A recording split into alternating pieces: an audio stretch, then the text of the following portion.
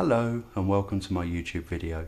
My name's Stuart Meacham, and on this episode I'm going to show you, using Logic Pro, how to lay your vocal track without trying to do it all in one take.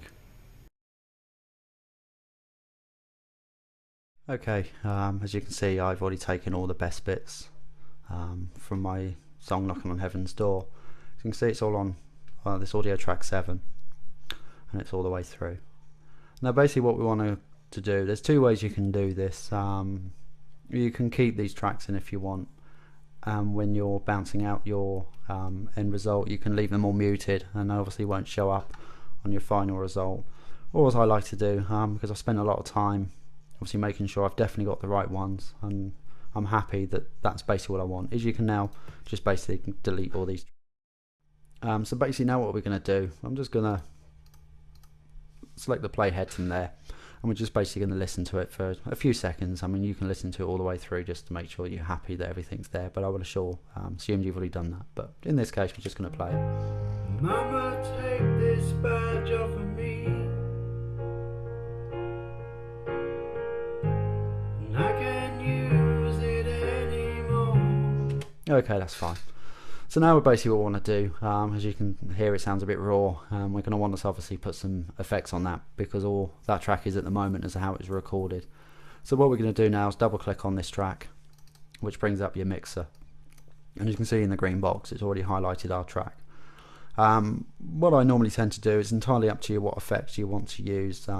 If you want reverb, compression, what I'm going to do is add some compression. Or how we do that, we just double click on any one of these bars, and you can see it brings up this, and obviously I've not installed any third-party plugins. Is purely what comes with Logic Pro. What I'm going to do is come down to reverb. I normally tend to select the platinum reverb. For me personally, that just gives me a little bit more control. What we're going to do, if we just minimize this mixer, but we leave this in the background, start your playhead from the beginning and just listen to it and get it to a point that you're happy with. Mama, take this badge off of me. Okay, I'm happy with leaving that as the preset, 20% obviously on the wet for the reverb. And also you can adjust any of these to your own taste. Okay, what we're going to do is bring back up this mixer, because I'm happy with the reverb, and I normally tend to put just a bit of compression or compressor in. It just tends to make the audio sound just a little bit tight, otherwise it can sound a bit loose. And again, we're just going to move the mixer out of the way. Start from the beginning for the playhead and listen to it. Mama, take this badge off of me. Okay, that's better. What you can also do if you want to, say you've recorded all your 8 tracks, 9 tracks, 5 tracks, whatever you've recorded, and there's just that one bum note you can't get out, and all the tracks that you recorded didn't give you that perfect note or whatever. You can use what I'm going to show you now is what's called pitch correction, and again that's under the Logic, it's under the special. You can see here it's called pitch correction, and basically I'm just going to put it on because I think there's a few notes there that just a little bit out. So what we're going to do is play from the beginning and just have a listen. Mama, take. And obviously if that still doesn't give you quite the note perfect that you want, you can slide this up and down. Basically that's going to be a slow response to how it's going to deal with that note change, and obviously take it right down to fast. So I would say be a bit careful how far down fast you go with this, because you can end up sounding just like Cher on I Believe, which if that's the effect that you want. And what I'll do is I'll show you in an upper episode how you can actually achieve that sound from within pitch correction. But obviously we just want to make sure this track is natural but obviously in tune. But let's try it on the fast.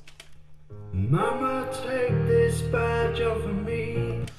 And as you can see, it's a little bit all over the place. I tend to just leave it in the middle, the response. I mean, obviously if your track clearly is that bad, you might have to go back and record a few more tracks, especially on just that part, to give you that better sample. But obviously what we're going to do, I'm just going to leave it in the middle and just try again to make sure it's not going to jump around and make me sound like Cher.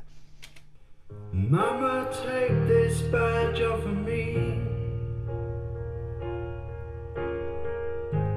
and I can use. As you can hear, the vocal track is just a little bit too loud for my taste. So what we're going to do, I personally tend to make sure the vocal, depending on the style of song you're doing, I tend to make sure the vocal track is just a little bit prouder of the instruments. You don't really want it too lost within the rest of instruments, because obviously that's your main melody and you want obviously people to hear that quite clearly. But in your own song you may decide that you want the music to be a little bit more prominent. So what we're going to do now is just bring this slider down. What you can do is play it at the same time, so you can obviously hear it live. Mama, take this badge off of me. And I can't use it anymore. Okay, that's fine for the beginning bit, but obviously as you can see we've got a few more instruments coming in at this point, especially on the drums. So we're just going to obviously move the playhead just before the drums, or certainly is the loudest point in your song. Bring back up the mixer again, and we're just going to press play and make sure that that 4.8 decibels is going to be fine, even with the drums coming in. Knock, knock, knocking on heaven's door. Okay, I'm happy with that, that's fine. I mean, what you can do, if from that point onwards it's not loud enough, but obviously you don't want to bring the volume up for the whole entire track, so what you can do is go up to view here, and just click that one there, and basically what that's doing now is giving you your volume line. What I'm going to do is just going to make this a little bit bigger, so we get a bit more control over this one.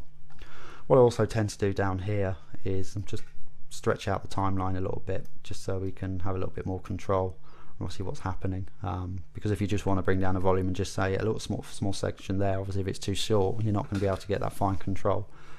So say for an example at this point here, we wanted the volume to go up. Basically what you want to do is just click at the start of the audio, you want to move it just a little bit forward again and click again, and you can see this is telling us it's minus 5.6 decibels, but obviously we want from that track onwards to go just that little bit louder. What you do is just click and hold that second one and just bring it up, and you can see it's basically drawing the volume line.